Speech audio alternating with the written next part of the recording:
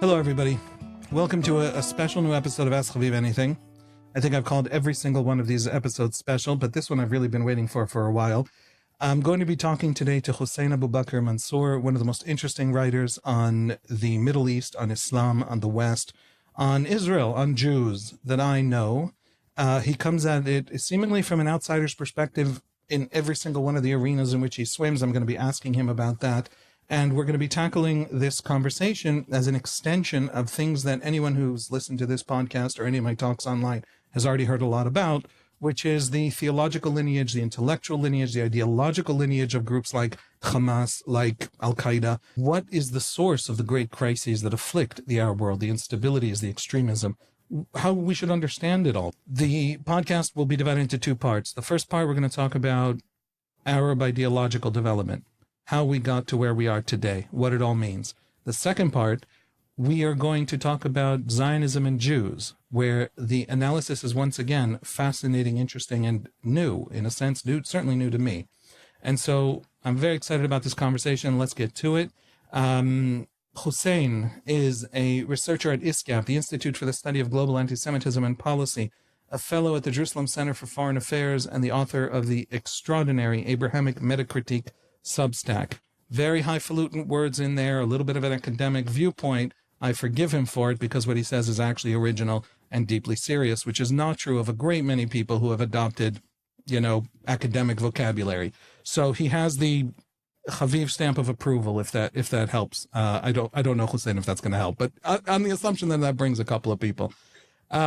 Before we get into it, I want to just tell you that this episode is co-sponsored by Tovit and Mike on behalf of their son Rafi and his unit, Battalion 202 of the paratroopers, and all of our brave IDF soldiers protecting our country and fighting our enemies.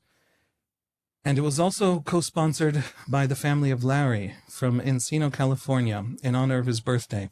They asked to dedicate the episode to the IDF's reservist pilots, who 10, even 20 years out of active service with families and full-time jobs continue to serve with incredible selflessness. Their achievements during the Iran war were nothing short of heroic. Folks, we're all going through this together. This has become a community. Thank you for these sponsorships, obviously, and thank you for these dedications, which I think mean a lot. Let's get to it. Hussein, how are you? I'm good. Thank you for having me. It's a great pleasure. Yeah, well, now I've talked you up, right? And the problem with starting a talk having been talked up like that is you can only fail. Where do you go from being talked up that way at the very beginning? I want to dive right in. You have this extraordinary essay in Mosaic magazine, which is, I think, mosaicmagazine.com is the address. And it's an essay that I can't, honestly, I finished it. I didn't know if it was coming in from the left, from the right. It threw everything up in the air and everything fell down a little bit in new ways. Let me let you tell the story. So I'll just set up the shot with one question. The Middle East feels to many people for generations now like a deeply broken place. Failed states, countries at civil war, ideologies of horrific, unbelievable extremism. The caliphate has a bad name now. It's not. If early Rashid Rita in the 1890s mentioned the word caliphate as some kind of enlightened thing that would build universities, by the end of Rashid Rita's own career, that's not how he was talking. But also today, certainly nobody who said caliphate in the last 30 years meant that. Why is it so broken? Why does Syria look like it looks? Why have we seen so much extremism in this region? We're talking about 150 years of what, by any measure that any serious person would adopt, I think you would count as failure, cultural failure, intellectual failure, even religious failure. What is the source of that? And just to tee it up, you take a very different tack to the great Bernard Lewis. Right. Well, of course, first of all, thank you for the question. Of course, that is actually the question, as you said, and it has been the question for quite some time. And the eminent scholar Bernard Lewis is known to have mastered a formulation of one answer of this question, most notably in his essay "What Went Wrong," which was published immediately after 9/11. So of course there was a lot of pressure, truly a lot of curiosity about the answer to this question. So there are, as you said, the question is real. Obviously, that region is broken. I myself came to the United States originally as an asylum seeker from Egypt, exactly because of that brokenness of that region. We've seen what happened in the Syrian civil war, the waves of refugees, massacres, ISIS, not just destabilizing the region, but destabilizing the whole world. European politics are still in shambles today to a large extent, thanks to what happened in the Arab Spring, the waves of refugees, migration, so on and so forth. So of course the question is real, and as we said, there are multiple answers. Bernard Lewis is one of the major articulations of each of the answers available. Became a world on its own. That is, became a huge intellectual industry, institutionalized. So you have a left-wing answer that primarily, for example, blames it all on capitalism and imperialism, the United States, Zionism, so on and so forth. This one now became the most dominant answer, especially because of the radical takeover of the academy. So basically, yes, the region is broken, lack of democracy, lack of freedom, all of these atrocities, but ultimately it's the United States and Israel who are to blame for this. Let's pause on that. Yeah. Make it sound reasonable. Make it sound reasonable. Okay. Reasonable would be, well, okay. The Middle East has been strategically important for Western powers and for global capitalism, primarily because of the energy resources in the region. So capitalism always had an interest to ensure direct, immediate access to all the resources and the strategic geography of the Middle East. And the only way to do that is to ensure that no major power rises in the Middle East, and the West dominates the Middle East indefinitely. And the way that they do that is through establishing a forward operating base that's called Israel, basically Zionism. And for the Jews, basically they made some sort of a Faustian deal. They needed a solution for their anti-Semitism. So basically the imperialism gave them that solution. You're going to act as our agent in the Middle East. We'll give you weapons to protect yourself.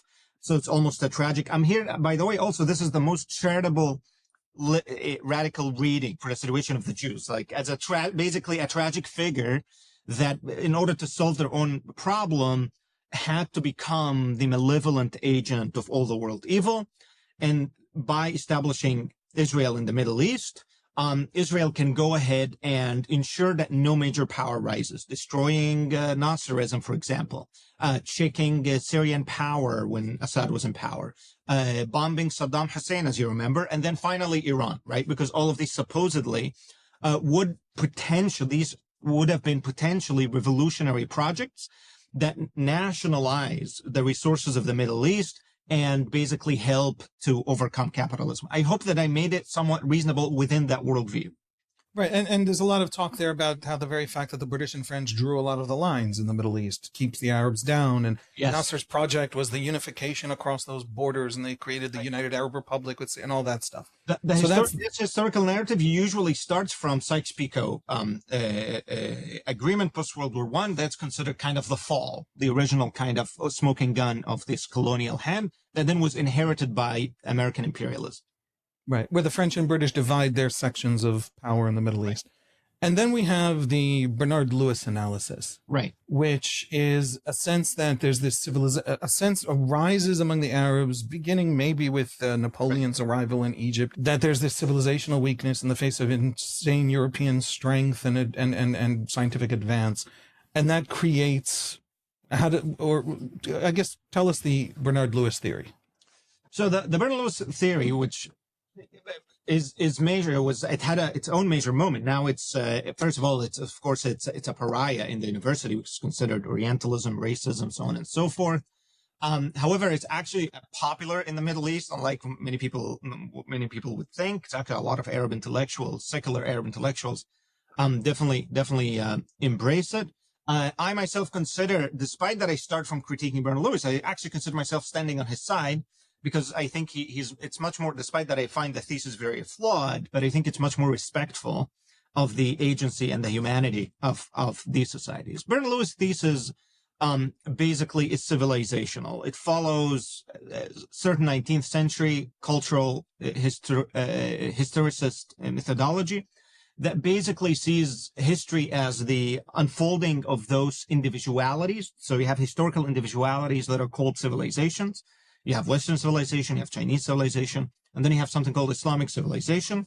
These civilizations are, they start from an initial moment of articulation of a decision and a worldview. Basically a series of yeses and nos, yes to freedom, no to oppression, or vice versa, so on and so forth. And that kind of DNA that was written at the founding moment of a civilization then gets articulated or kind of unfolds throughout history, and gives that civilization all of its characteristics, so all of its manifestations. So ultimately, Bernard Lewis' thesis is that Islamic civilization was deeply flawed.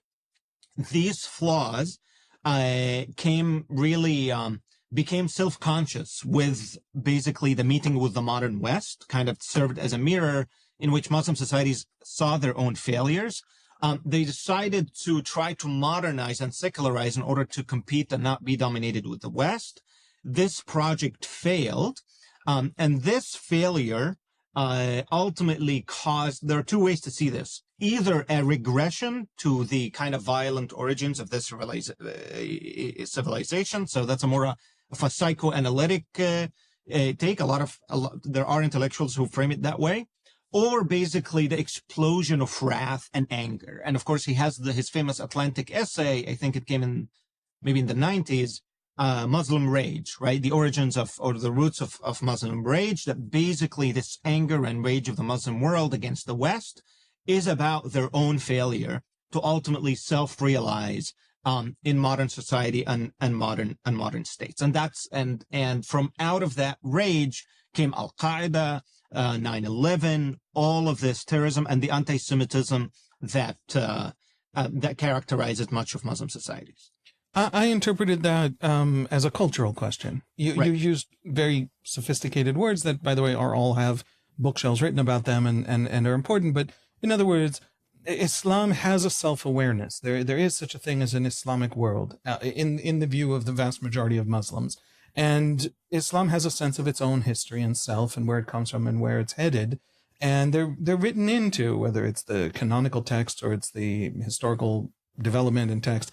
And everything that has happened essentially since the beginning of the slow collapse of the Ottomans in the 18th century, everything that has happened since seems to fly in the face of that necessary religious, theological progress of Islam. And therefore, there is this sense of urgency and rage that it's failing, and this deep need to overcome Islamic weakness. And by the way, hatred of Zionism, because it is the weakest thing to have pushed Islam back, which is something mentioned by some of these, heirs of Rita, etc. So there's this. I don't know if this is if I'm on exactly on Bernard Lewis. I think I took a couple ideas of Bernard Lewis that helped me explain what I was seeing around me, but it's this basic idea that there is this civilizational weakness, and the response to that weakness built a lot of what we see. There's this self-awareness of weakness, and that's a lot of what we see in Islam today. Islam is a huge word. Indonesia and Egypt are very different places, but nevertheless, just so that we can talk, we'll use these words a little bit loosely. And so we have the liberal sense that this is Western nefariousness trying to dominate the Middle East, mainly because of its resources, mainly because that's how empires generally behave. Right. And then there is this, we'll call it a conservative view, that says that the story is actually an internal Islamic Arab story about responding to discovering their own weakness after 400 years of Ottoman rule. And then what other options are there? Where should we be looking? Well, first, of course, that latter thesis also became huge after 9/11 because of a lot of, also after the Cold War in general. I mean, Bernard Lewis used that term clash of civilization that then Sam Huntington made it into a whole book and a whole worldview that I think was very important for liberal societies after Cold War, after the end of that polar ideological battle between freedom and unfreedom of communism. And after that was over, that was a necessary new worldview to kind of organize the world on. Well, I think those are the two actually major answers. There are other, I would say, most kind of almost postmodern answers, which basically deny that there's a problem altogether. So there is nothing actually cohesive in any of this. All of these observations are really just ideological projections. Then the Middle East is just, and these societies are just like any other societies. So that's obviously a complete denial that there are any issues. I personally don't engage with these because I just don't find them respectful. We can't even start a conversation if we don't agree what was going on. So the Middle East is not really. Right. Yeah. How did these people, I mean, you have a world that produces ISIS, where states collapse routinely, where Right. the Yemeni catastrophe just happened. Not that anyone in the West noticed or cared. But, that's too far. I apologize. But not enough in the West noticed or cared, to 250,000 people starving to death. But that is a Sunni Shia war instigated by Iran, fought by the Saudi. You know, it's all of this, and that's nothing. There's nothing to know there. The only thing to know there is that it's just civilizations pottering along, doing their thing. Societies, political conflict because of political interest, and it's just it's nothing to worry about. Certainly, some Arab regimes like to adopt this because for clear political reason. I mean, it's probably the most politically helpful narrative, because it really leaves. And I don't blame them for that, because it's really all of this ideological. So all of the attempt to find the meaning and the history. And these are endless questions that have really, I would say, they play no role in practical politics. So that's why also kind of Arab regimes like to fund or push this kind of view that doesn't actually deal with these issues at all. Part of it because they don't want to deal with it for kind of for their own non-democratic reasons. But there is a part actually that I agree with, which is when you're dealing with practical questions, it doesn't matter really these answers. But these are basically, I think, the two answers: the left-wing answer of colonialism and imperialism, and the problems of Islam as a problems of Islam. Those are the two main established answers, and the ones that you're going to see today in the media, social media, definitely. That most people are familiar or subscribe to either one or the other. Either Islam is a deeply problematic religion and civilization, and that's the problem itself, or that no, the West is the problem. Which is, by the way, they are almost two sides of the same coin. Okay, so I take a very empathetic view of the first. In other words, there is a deep problem in Arab society, in Islamic society, focused on the Arab world. Again, Islam is a huge word. I don't talk about Islam. But the Islam around the Islamic part of Arab culture around me is what I usually talk about when I say the word Islam. So that is, but it comes from deep, serious, profound, good places. Some of it, the reformist impulses of the 19th century, of Al-Afghani, of Rita's teachers, talked about building liberalism out in the Arab world. Now, I then read your essay, and it blew my hair back, and that's very difficult to do. Ever since in the army, they showed me those buzzers, and that's been my haircut for the last 25 years. And you argued, and forgive me for butchering it, but it's just again to set it up for you to explain it to us. You argued that it is neither. It is not deep dysfunction within Islam, or not just. That's not the beginning and end of the story. It is not Europeans coming in. It is something much more interesting, which is Arab Muslim world reaching into Europe, pulling out of Europe the deepest, profoundest ideas and trends, then animating and reconstructing Europe, adopting it with a whole new kind of Arabic discourse and language and vocabulary into Arab solution building for the Arab modern crisis of modernity, and building out a lot of really bad things at the same time that Europeans using these ideas were building out a lot of really bad things. It's almost entirely Europeanisms.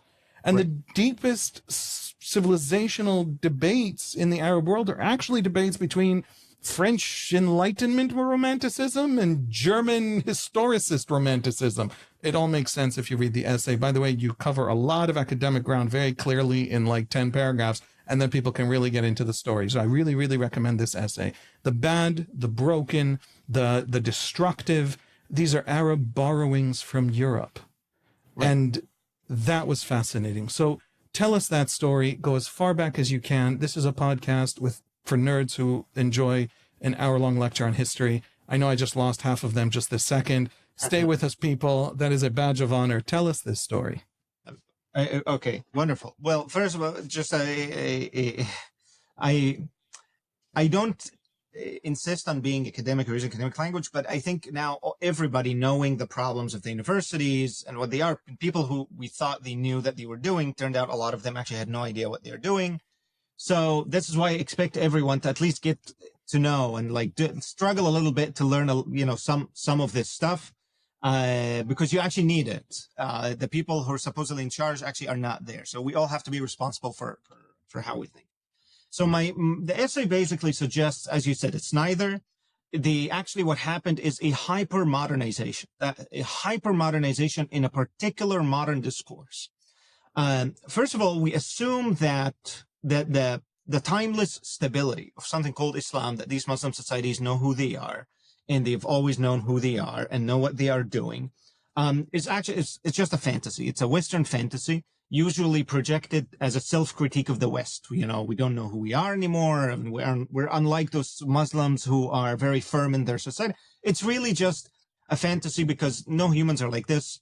Muslim societies are just like any other society. When the 19th century happened, this long century of all of its innovations and changes, it is very naive to expect people in the Middle East to see these new innovations and be immune to it, whether the seduction of the new ideologies, romantic nationalism, romanticism, Marxism, atheism, Darwinism, because they somehow have a local immunity system that prevents them. That's just not true. They find these things as fascinating as any other. And this is the case if you really lift all of the ideological filters and you look at the Middle East today, look at, at normal Arab society, you will see that they are on TikTok today. They are following all the trends. All of the COVID conspiracy theories that start here or any other conspiracy theories will immediately travel in the Middle East, be translated, be circulated with enthusiasm, just like anywhere else.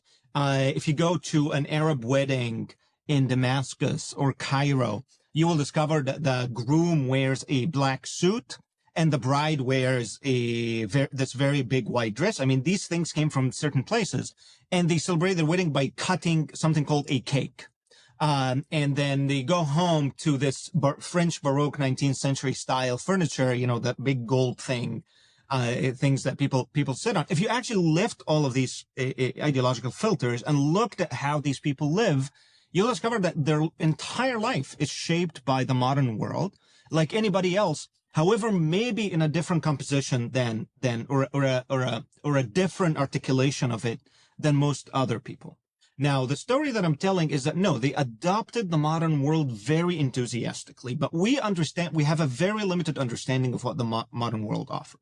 If you're a liberal who live in a democratic country, so let's say like Bernard Lewis was, your understanding of the term modernity is almost a necessarily positive, and it means one specific thing. Modernity means freedom, democracy, liberalism, free market, human rights. So when you say that somebody's rejecting modernity, you imagine somebody who's backward, against secularism, against freedom, against women, so on and so forth.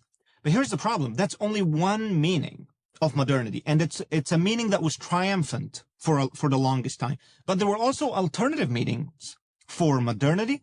Notably, the strongest of them were actually articulated in 19th century Germany. And it's a different meaning that is revolutionary, that is profoundly anti-Semitic, deeply and almost irreversibly anti-Semitic, totalitarian in aspiration. And by the way, it's even more modern than liberalism. That is, liberalism is actually a much older worldview than these 19th century new ideologies that saw themselves as post-liberal. They are the new age, a kind of of thought. And they produced these totalitarian, fascinating systems that, of course, received its articulations in the world's most powerful two German ideologies. There are actually many, but there are two that became politically extremely potent, and that's basically communism or Marxism and fascism. Those also are modern answers. They have their own epistemology, and they see the world in a very certain way.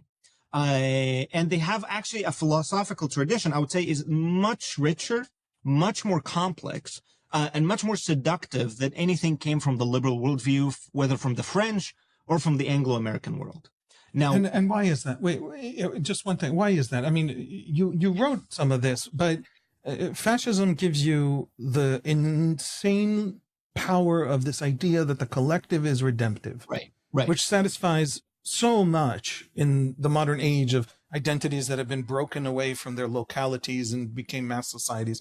And communism gives you another kind of redemption arc. In other words, the very thing that religion is seductive about religion is seductive about these. And then when you go over to, I don't know what, Anglophone liberalism, that's all missing. What redemption is available to you in Anglophone liberalism? You're trying to buy a house and raise some kids, right? That's a huge part of the answer, right? It's that basically liberalism doesn't offer you any answer to any existential question, because, or at least it didn't used to be like that. I think one of the recent crisis of liberalism is that it actually got affected by this originally Germanic way of thinking, and now wants to be a religion and the anthropology and the theology, and ultimately that led to it, because that's not originally what it could provide. It could provide very limited things that has to do with the management of everyday practical life and your needs. As you said, fascism, they offer much more. They offer primarily a religious vision, and this causes them to be superior in many aspects. People forget that fascism and communism were aesthetically superior in every possible way to the world of liberalism. That is, if you look at the seductiveness of early century communist and fascist aesthetics, whether in their posters, in their works of art, in their writing, I mean, they produced much better writers, for instance, than most like committed liberals. They don't produce good writers. All the good writers who came from liberal societies were not liberal. They didn't identify with T.S. Eliot, for instance. They were not liberal themselves, because if you're a liberal, you can't write well. Because if you're truly a liberal, your writing has to be safe. Because it's about safety. You can't injure anybody or anything. If you're not injuring anybody or anything, you write very nice, kind of cold, dead and deadening writing. Where would you put Mark Twain or Christopher Hitchens on something like that? Unsafe but liberal. Unsafe, but Hitchens was militant. I mean, he was not very liberal. I mean, maybe not liberal. he had an enemy, like Islam and so on, and that kind of animates. When you have something you write against, when you have something that you want to injure, that's when you write interesting things. But this is just an observation why these ideological systems are seductive. But this is on the intellectual side. On the practical side, they were also very seductive for many reasons. A lot of the German thought is animated by deep hatred, or from the 19th century. I have nothing against the German people. Studying Germany deeply made me like them and their culture deeply as well. But just historically speaking, German philosophy, it was animated by a deep hatred for the French and the English for various historical reasons. Obviously, this resonated with the colonial world for multiple reasons, because they primarily were dominated by the English and the French. The liberal positivist thought is primarily reformist. Well, in order to reform, you have to have something to reform. You have to have stable institutions. A lot of the countries or societies, the post-colonial or the colonial societies, didn't even have these institutions. They had to start from zero. German revolutionary thought offers you an opportunity of a sudden, violent rupture, a break with a bad past, and the beginning of a glorious future. The idea of the revolution. Walk us through that. Walk us through that as if people have not been in those classes. So you talked about basically the aspiration, the beginning of the aspiration of Arab reform, which was 19th century, extended till the beginning of the 20th century. That basically the influence primarily was French, intellectually, and these societies. They were translating French thought, they were translating French concept, and they definitely talked about reform in that way. That is, we're gonna reform society, the existing society, to make it better. By World War I, the basis for this thought was gone, because World War I was a rupture in Europe itself. A lot of, almost all the old empires got destroyed, including the Ottoman Empire. And then all of a sudden you have societies that never existed before. You have all of these new countries that are becoming independent under colonial rule. So basically, this is a fundamentally different socioeconomic reality and an intellectual reality. than the one that liberal reformist thought supposes. This is something that's brand new. You're talking about a complete break. Now, added to this, that the interwar year was really the time or the moment when you got the first post-colonial generation that basically looks like me. What do I mean looks like me? So in the Middle East, you basically got the first generation of Arabs who would be much closer culturally, in taste, educationally, temperamentally, to the English officer, to that rather than their own grandparent. And this has happened not just in the Middle East, this has happened in China. For example, so the interwar year was a generation that really did post-colonial modernity all over the globe. That in China, that's the generation of Mao. In Vietnam, that's the generation of Ho Chi Minh. In the Middle East, that was a generation that really founded Arab nationalism, that founded Islamism, that founded all the ideologies that will continue with us today. And that generation was extremely modern. I mean, by that time, there were no madrasas. They didn't go to madrasas and mosques. No, they actually went to schools ran by the government, modeled after European educational systems. They were constantly translating European literature. One last factor I'll put in, that in the interwar year themselves, that was also the explosion of the popularity of both communism and fascism in Europe. As we all know, World War II happened basically out of that explosion. Leninism, or the Russian Revolution, caused this huge explosion of popularity. It transformed Marxism immensely from merely a kind of an exercise for a lot of intellectuals. Lenin basically transformed it into a real world power, into a possibility. You can actually have a revolution. This caused a major popularity of Marxism in Europe. What came to be known as critical theory, or the Frankfurt School, was actually established as a response basically in Germany to that success of Marxism. Now everybody's exploring Marxism in new ways. As well, of course, that with itself, the other pole is fascism itself. Arabs were deeply engaged in Europe. They were affected with these ideas, and then they started to try to articulate themselves in this new fascist or totalitarian political aspiration that really can't be called secular. I mean, whether fascism or communism, we have to remember that they don't really make any room for any separation of any areas of life. There's no inner, there's no outer, there's no private, there's no public. It's really a total conception of man, a total conception of society, so on and so forth. And out of that fruit, for instance, out of that, the fruit of this inspiration was the beginning of the Muslim Brotherhood, or what became the Muslim Brotherhood. So during the interwar years, and I'll stop here, what I want to say is that this modern epistemological base that was established throughout a century prior of French reformist thought was actually eroded and replaced with these German philosophical totalitarian concepts. And just to satisfy the left-wing view, in case any angry academics are listening to us, you do write there this beautifully succinct couple of sentences. The devastation of World War I had discredited Enlightenment ideals for Europeans and Arabs alike. In other words, there's also a reason that Enlightenment ideals sank. And what was that reason? For one, it was the devastation of World War I. For the latter, moreover, meaning for Arabs, the fracturing of the Ottoman system, as well as the punitive logic of colonialism, the British colonialist project, and the holding on to Iraq and the Levant and building out a nationalist project with the Saudis, but actually it's all puppets of the British Empire.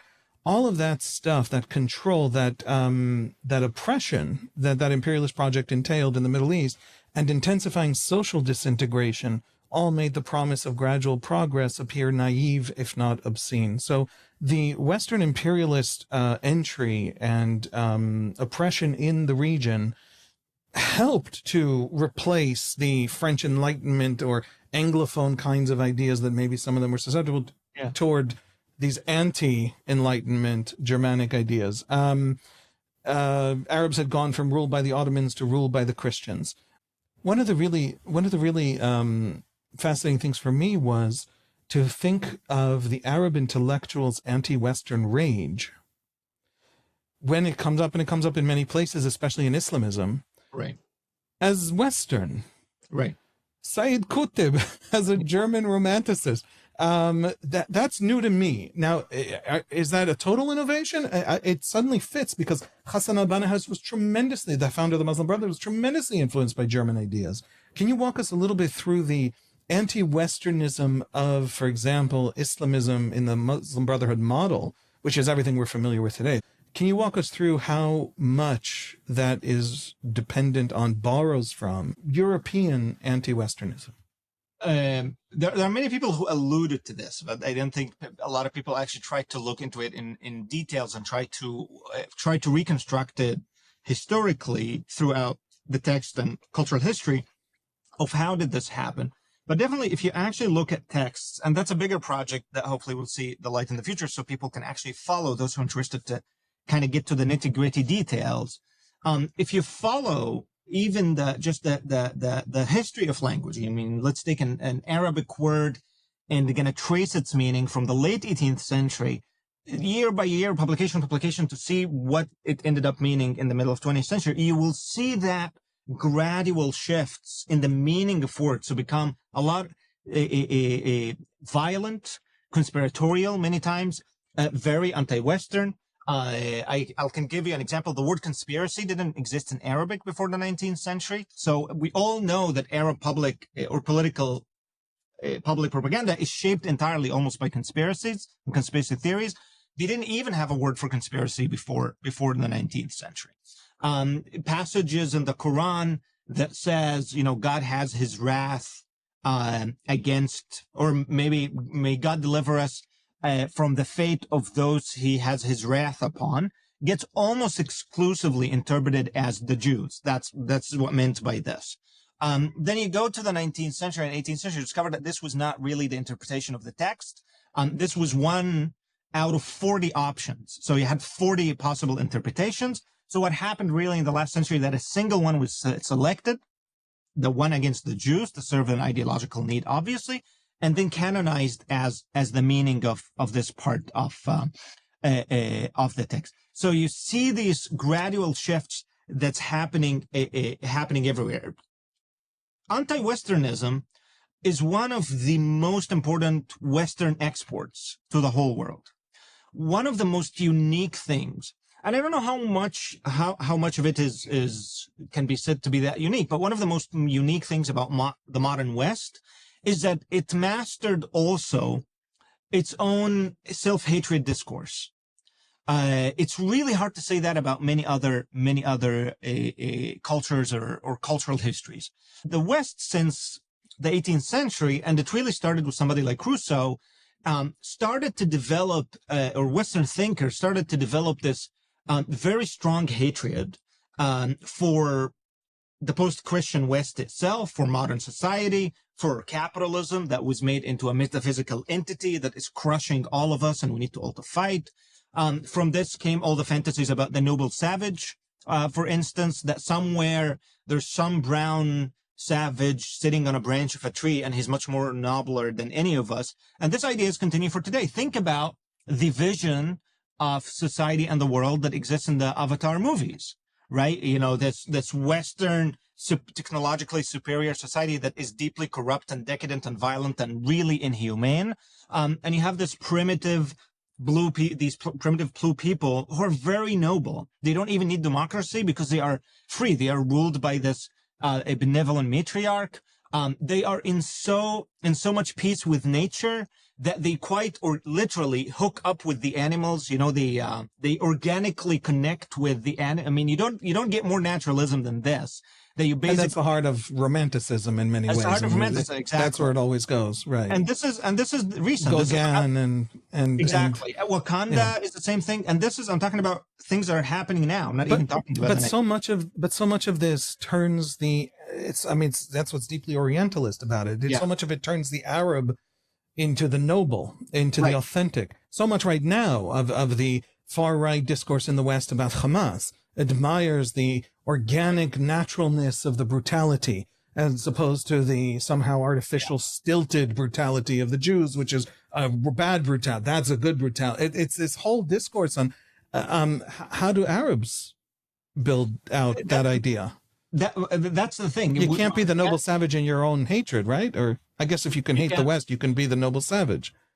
Yes, you can be. I mean, we imagine, first of all, the fact when the Europeans started to develop these ideas, and as you get post-colonial intellectuals, that is, you have natives who can understand these ideas. I think it'd be very naive to imagine that they wouldn't like these ideas. I mean, it ultimately makes them saviors. It makes them heroes. And that's, by the way, post-colonial theory entirely is based on this. It's now the post-colonial who's going to liberate the entire world, including the West itself, from its own oppression, from its own capitalism, and so on and so forth.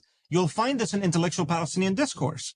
That basically the Palestinian fighter is not just liberate the is not going to liberate the Palestinians. They are also going to liberate the Jews. I don't know if you ever came across a kind of this articulation, but basically because of Zionism, remember, Zionism is a tragedy. It's a Faustian bargain with imperialism. So by destroying Zionism, this Palestinian masculine hero is not just going to liberate himself, but is going to liberate you, Chaviv, from also the need to be an Israeli, the need to be this malevolent, human-hating, evil person.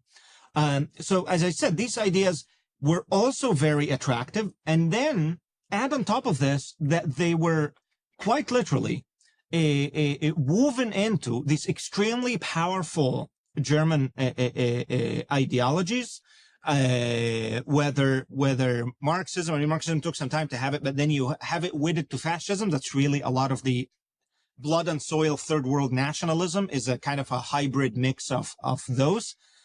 So think about it as one of the liberatory briberies of the modern world. I mean, that's kind of one of the things about the modern world or modern society, that it bribes people with false promises of making them idols or gods and saviors of the world. You know, the women are going to be the savior of men from the historical evil of patriarchy. At one point, the Jews were promised that they're going to be, after World War II, they're going to be the saviors from you know, a Christian or Western tyranny.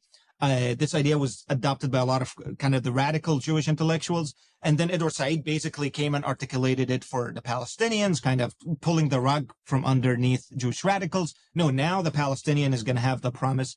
So it's kind of this liberatory promise that was offered, and then it was adopted by a lot of these post-colonial intellectuals. So the short answer to your original question, yes, anti-Westernism itself is a deep and profound and extremely sophisticated Western intellectual universe of its own, that has been popular around the world.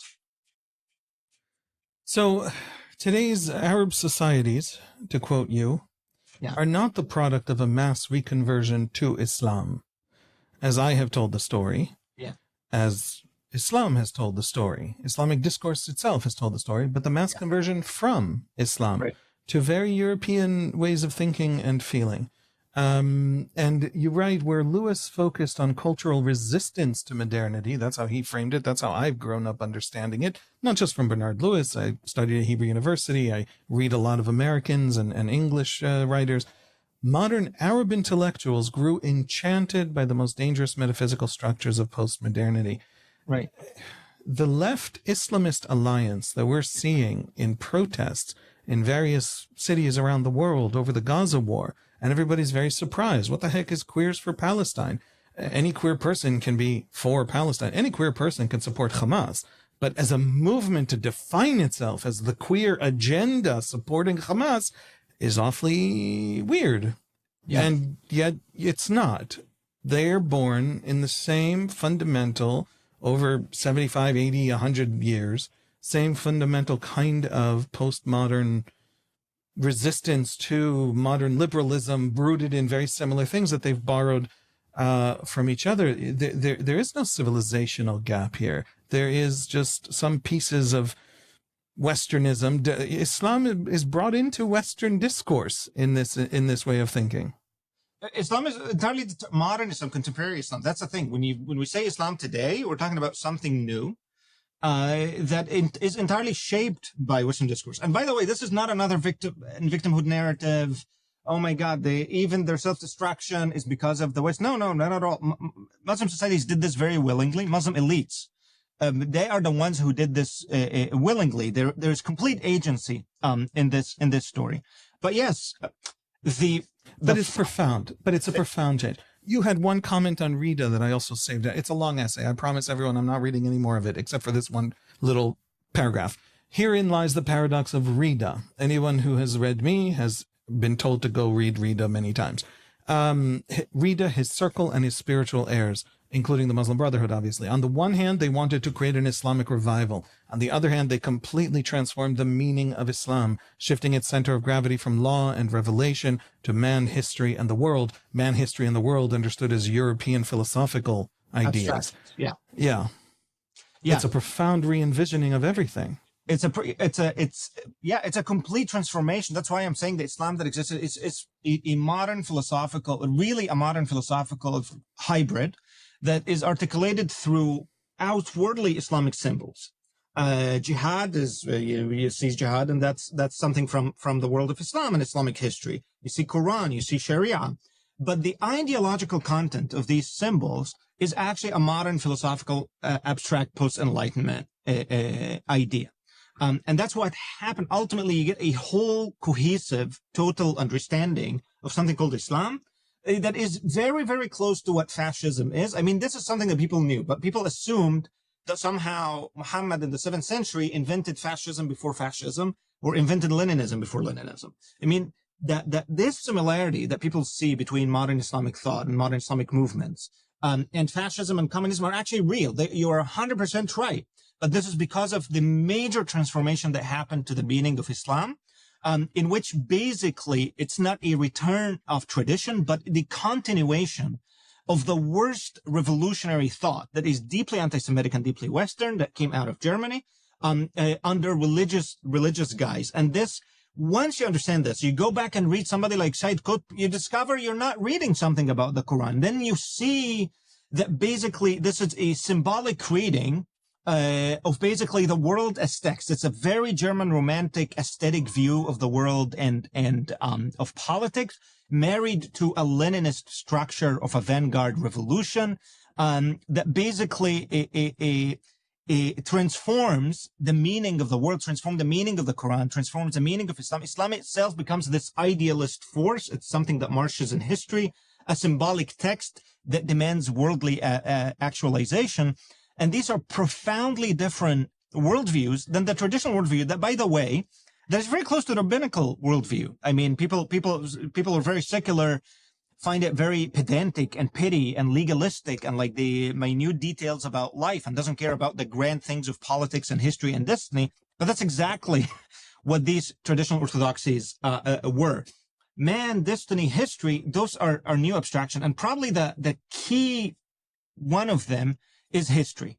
That is because history itself, the idea of history, that there's something called history, and that history has meaning, and it's discoverable through historians or philosophers who organize material in order to give us a view of history that then actualizes itself in a concrete political outcome today.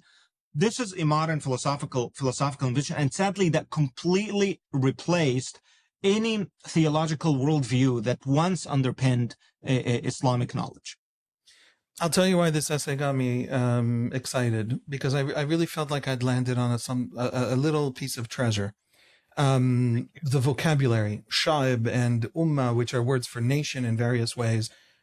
If you understand it as the German folk, a lot of pieces fall into place. Jihad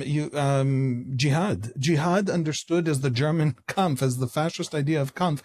Suddenly it all falls into place. And it got me thinking of this frustration that I have listening to Muslim apologetics in the West. I have a profound respect for Islam, maybe rooted in my growing up essentially on medieval Jewish philosophy. I have a tremendous respect for Islam, but people keep saying in the last 50 years or so that Islam is a religion of peace. That's like one of the sort of catechisms you have to accept if you're going to be a modern, decent person.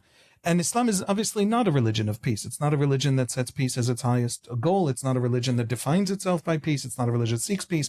And I've always wondered, what do Muslims mean? What are they, if they're saying something you know to be wrong, then they're saying something else using this vocabulary. So what are they saying? What are they saying when they're saying Islam is a religion of peace?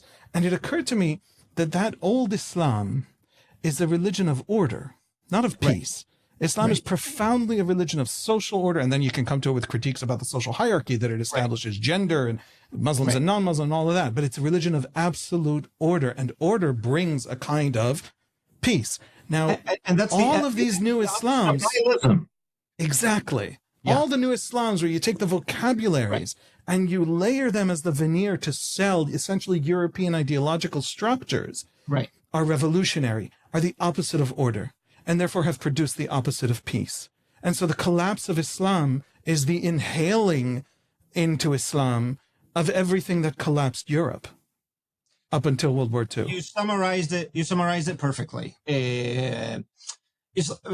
Historically, Islam, and there have been, of course, many Islams. I mean, it's a long historical phenomenon, a big part of the world, various empires, but that's the key. It's always been empires. And that means that Islam throughout its history was truly shaped by this order-driven mentality. Islam orders societies that were extremely diverse, religiously diverse, ethnically diverse, linguistically diverse. As you said, of course, it was not liberal. Of course, there was a social hierarchy. There are a lot of oppression and injustice that we can and we should critique in Islamic history. Slavery was permitted. Jews and non-Muslims were second, third, and class citizens with episodic episodes of persecution. So all of this is true, but ultimately it was driven exactly as you said, by making and establishing a stable social order. And that's exactly not the Islam of the second half of the 20th century. The second half Islam of the 20th century is radical, subversive, destabilizing, whether in the Middle East as you see it, in Europe. I mean, for a lot of people who say Islam and they get goosebumps because of just how destabilizing just the very presence of Islam is understood to be. And what I'm saying that this is actually true. So Bernard Lewis, half of his answer is right. Yes, our observation is right. Our eyes are not lying. This is how it is. But this is not some eternal inherent nature of Islam. It happened exactly as you said, through the complete inhalation and internalization of European ideologies that we know end in nihilism. So the kind of the rock bottom of ISIS and all of this nihilistic violence, it completely makes sense. And eroding whatever meaning a lot of the Islamic texts had and replacing it with this revolutionary meaning. And this happened, by the way, this happened in a lot of other places. But my suggestion is also this was remarkably more successful in the Middle East than many others. For example, there's something called liberal theology. So liberation theology. Liberation theology does the same for Catholicism specifically. It came from Latin America. It's an atheistic theology. I think it's one of the most hideous things in the world because it exactly does that, but to Christianity. But liberal theology did not take over Catholicism. Imagine that liberal theology takes over the Catholic Church. The Catholic Church, to the extent that the Catholic Church has an amnesia of what Catholicism ever meant, or even Christianity ever meant, away from revolution against capitalism and the West and so on and so forth. This happened also to some, even to Judaism to various degrees. And it still exists. For example, you have battles amongst different Jewish secular groups trying to redefine the meaning of Jewish symbols, either as progressive activism. Well, Judaism really means social justice and social activism and so on. But imagine that this process happened in the Middle East with only one meaning. So you had only one faction who's really was determining the meaning of this modern Islam, which was revolutionary, and then completely succeeding in doing so. And that's basically what you get in this or the modern Middle East as we get it today. Now, another reason I'm trying to tell this story, this story is not just about the Middle East. And I try to do that in the end of the essay, that I try to make the story into a mirror for the Western reader, because these ideologies, the World War II was not the end of that way of thinking, or these post-Christian philosophies. They continued in various degrees. And what's happening today in American university, that basically developments out of this very same philosophical ground, as you said, that this, then you see why the radical left and Islamism, they find so much in common, and they took over a Western high culture. The humanities, for instance, are completely gone. They are totally defined today by theories that are basically downstream from a lot of these very same ideas on which the Muslim Brotherhood was built, on which Arab nationalism was built, on which the Palestinian nationalism also was built. American liberal Jews who know almost nothing at all about Judaism, but know the 15 words of Judaism you need to be a good Democrat and use Jewish and give it Jewish labels, have done a kind of version of that. There's 15 Zionisms, and some of them are absolutely taking in, I mean, openly Marxist and socialist and communist and various kinds of romanticist and nationalist, and they absolutely have done that and tried to apply Jewish ideas and a sense of Jewish deep sort of past and history to those kinds of modern European ideas. And there's on a much smaller scale a Sephardi intellectual project of that sort that happens over the course of the 20th century. Long story short, everybody's mental framework was scrambled in the 20th century, and Arabs were not immune, and Muslims were not immune, and Jews were not immune. And getting to that sense, it just feels like such a more serious, realistic, and deeply humanizing place to stand than standing up, apart from the Arab world, looking at Syria falling apart, looking at ISIS, looking at the Yemen war, and saying, "Ew, yuck, why are Arabs so violent?" Which, I'll finish with this tiny little rant, and then I want to talk about your Substack article very briefly. At the beginning of, and I think I mentioned this on this podcast, at the beginning of Guns, Germs, and Steel, Jared Diamond talks about walking on the beach in, I believe it was Papua New Guinea, and talking with a local politician named Yali, I think was his name. And the local politician says, "How come white people have so much cargo?" Right. And cargo was a word in Papua New Guinea for just literally the stuff, commodities. I mean, just literally what modern economies produce. And it was a fascinating question. And one of the first realizations that Jared Diamond had was, why don't we ask the question? Why don't we ask this fundamental question of why Western European society built this modern world and created so much advance and prosperity? And maybe we don't ask the question because we're afraid that the answer is racist, that nature is racist, that Europeans are superior intellectually or superior in some other ways. And he says to the things you can't ask questions about are the deep secret anxieties that we all have to dance around. And so he's going to ask the question, and don't worry, you should read the book. It won a Pulitzer Prize. Its answer is not racist. He thinks there are good reasons why it happened in Europe and not in, the Aztecs or whatever.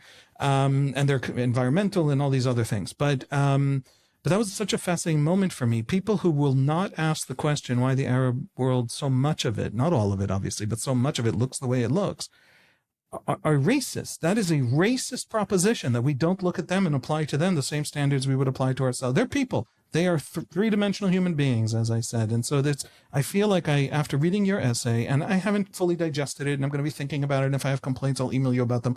But I feel like I'm standing on firmer ground in that regard. And so it really is one of these eye-opening moments. And I urge everybody to go to Mosaic magazine and read that essay. And then, of course, yell about it angrily on Twitter, where it will get more traffic and people will read Hussein's ideas.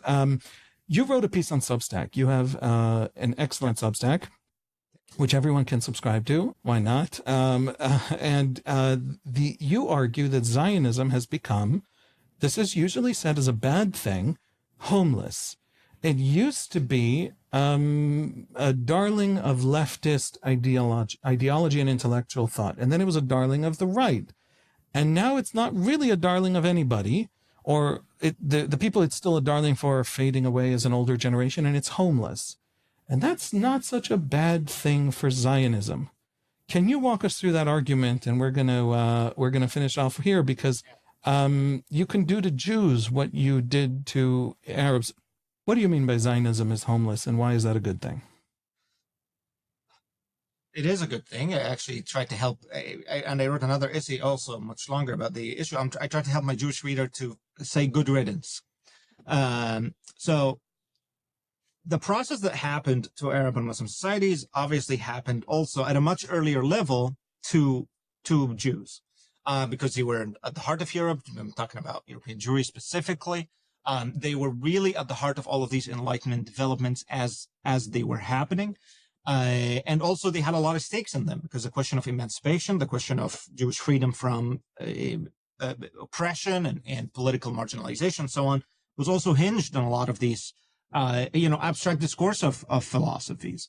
And this completely transformed Jewish self-understanding, the way it transformed way Arab and Muslim self-understanding, maybe not exactly in the same way. Actually, I would say Jews ended up being much more diverse in the way they approach these issues. You didn't have that diversity. You had only the one revolutionary answer that then became institutionalized into this new post-colonial state that shaped all of these societies. But Jews, no, you had people who wanted to assimilate into the liberal establishment. You had people who were disillusioned with it, and they wanted some sort of a modern Orthodox living in the margin of the city. And then you had the Zionist propositions. They themselves had a lot of diversity in them.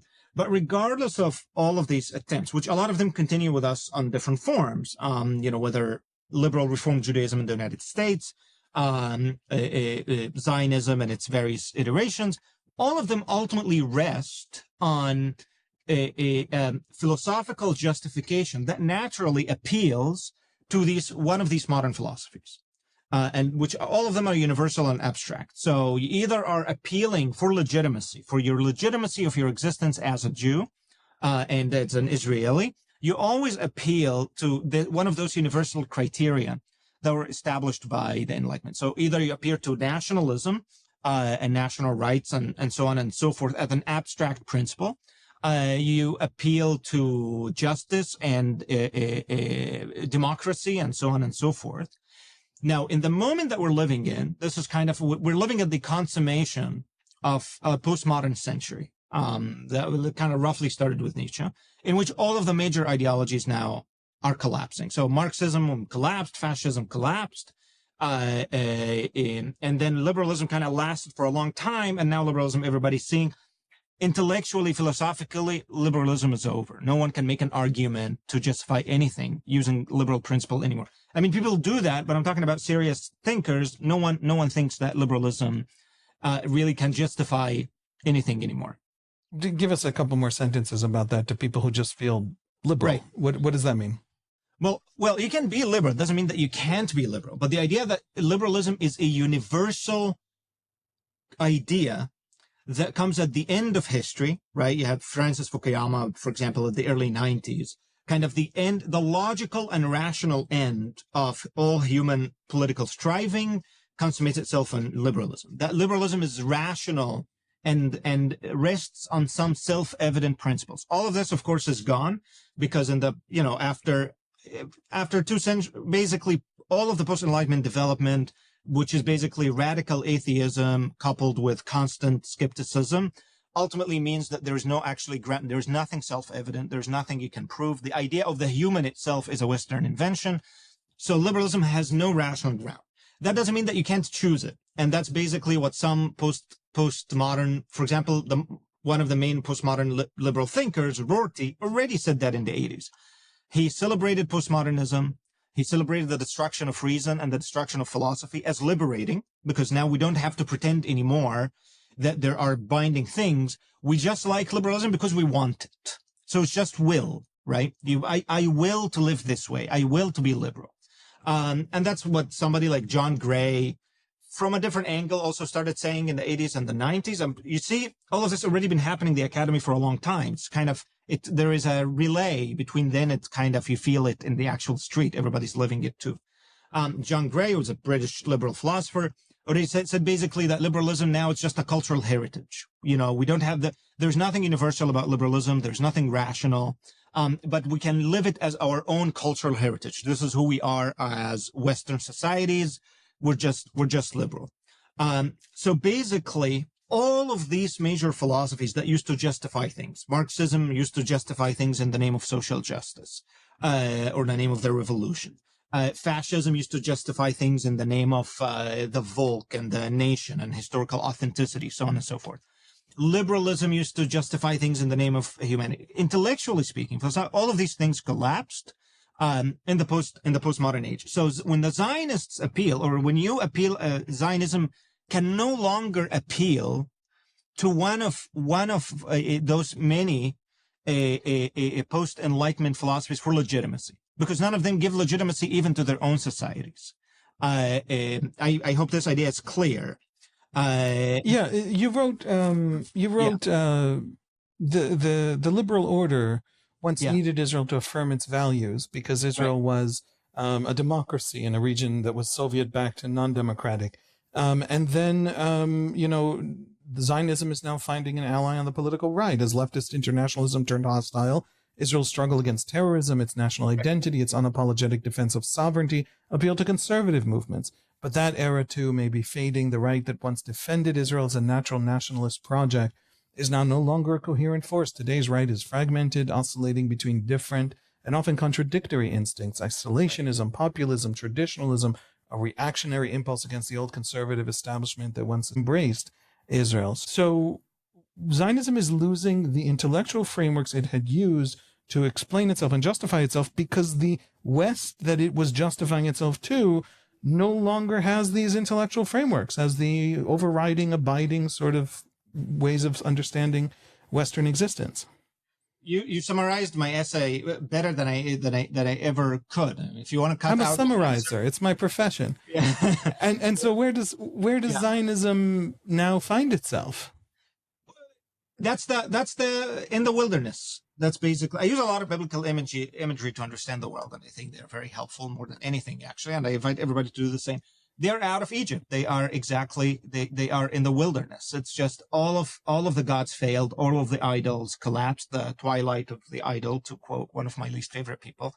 The idols are gone. You can cry as much as possible. And they see a lot of Jews doing this. And it's natural, right? Kicking and screaming. No. Don't kick me out of the temple. I belong here. You don't understand that the temple itself is collapsing. It's not just that you're being kicked out. But the idols themselves are now fragmenting. And the idols themselves were fragments of fragments. I mean, if you think about the Enlightenment as a tower that then collapsed into these fragments that became different ideological idols. Now, even those different ideological idols are fragmenting now more to all of these contradictory, incohesive postmodern world that we live in. You can kick and scream as much as you want, but there is nothing to hold you whole anymore. And that leaves, and this is why I said good riddance. That leaves then Jews in this historical opportunity to then rediscover themselves. And this is something also, by the way, that I hope that will happen to Muslims and Arabs. I mean, if what I say is true, if modern Muslims are really these amnesic post-Christians who really think they're continuing historical Islam while they actually destroyed it very, very long time ago, my hope is now is the time to wake up from this nightmare and actually try to rediscover and re-articulate who is it that they are without relying on all of these fantasies of the last 2 centuries. This is what I hope to see it too. To see now Jews also doing the same thing. Now we're not going to define ourselves according to the needs of the Western power centers to gain legitimacy. We're going to actually try to see who we think we are from our own selves. That's and this is not an appeal to authenticity. Ultimately, whatever you articulate is going to be your own reinvention, your own reading, but there's a difference than it being your own and being actually a script that was written by others that we just had to fit into in order for life to go on. What I liked about it exactly was that it's not an appeal to authenticity, because authenticity runs dangerously close to romanticism. And so you're afraid of it.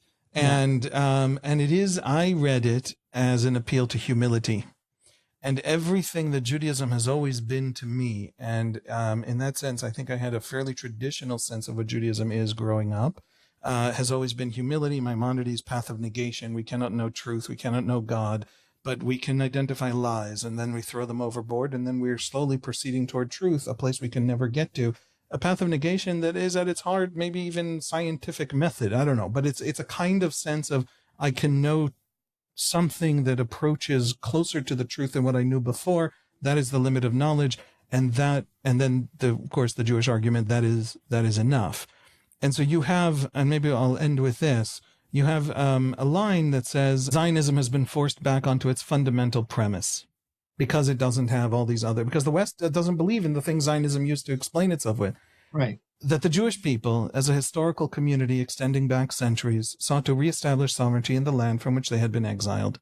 The central claim does not align, and no matter how much Jewish magicians tried, will not align with the modern world's emphasis on fluid identities and suspicion toward fixity, nor does it easily fit the post-colonial narrative that condemns power asymmetries wherever they appear. By choosing self-determination within a specific territory, Zionism represents a stubborn exception to the prevailing sensibilities that favor boundary blurring and universal identities. And so with these usual pillars of ideological support withdrawn, Zionism has an opportunity, some would say a necessity, to articulate its own foundations without leaning on other ideologies. It's not merely an offshoot of 19th century European nationalism, nor is it solely the result of late 20th century geopolitics, but originates in the enduring beliefs of the Jewish people about the cosmos and their place in it. Your vision of Islam, and the reason I wanted to bring these two together, your vision of where Islam went wrong, which is, you say you stand next to Bernard Lewis in the sense that Muslims built their world, not Westerners. Right. But what the Muslims did in order to build their current world was to lean on everybody else, to define themselves by others. The Europeans came in not just with better tech. The Europeans came in with an entire intellectual epistemological world that the Arabs found themselves totally at sea in trying to match, and so they imbibed. And they defined themselves by someone else's mental world for too long, and that is everything that is broken in them. And the Jews, in a different way, in a different reasoning, define themselves for they're just, because they're small, because they have to explain themselves to the world, because they're so small, did that as well. And you're telling the Jews, just be yourself. And you maybe solve a lot of these ideological dependencies that create a lot of the discourses that come after, that not, maybe they'll still come after us because anti-Semitism is what it is, but you don't need them. And maybe that's a precursor for you then telling the Arabs, and you talk about this in the essay, find your own voice. You're not going to shed a century of thought, a century of culture, a century of assumptions about the world. But you can't just be 1920s Germans, because that's not a healthy place to be. And so there's a kind of, is this your intellectual project writ large? Is to find where these things happen and how you're, I hate to say it, there's a little bit of a leftist element here of finding a non-Western path away from the Westernized overwhelming of all these other peoples. Actually not. I mean, that's what it seems, but it really, I mean, I'm very Western myself. Look at how I'm speaking and how I'm thinking. I mean, not all the West is bad, but basically it's over. We're all Western. I mean, I think that the embrace of who we are at the moment, I mean, that's going to be our starting point. You're not going to negate fighting against reality is a losing game. That is, even for Arabs to start moving on, they have to recognize that they are 1920s Germans. Right? That this is actually who we are. If you're going to go rediscover your tradition and your history, you're going to go rediscover it from that point. There is no other, right? And that only that self-awareness, by the way, can actually help you, because then you can look for something different, or go try to look beyond or past that point.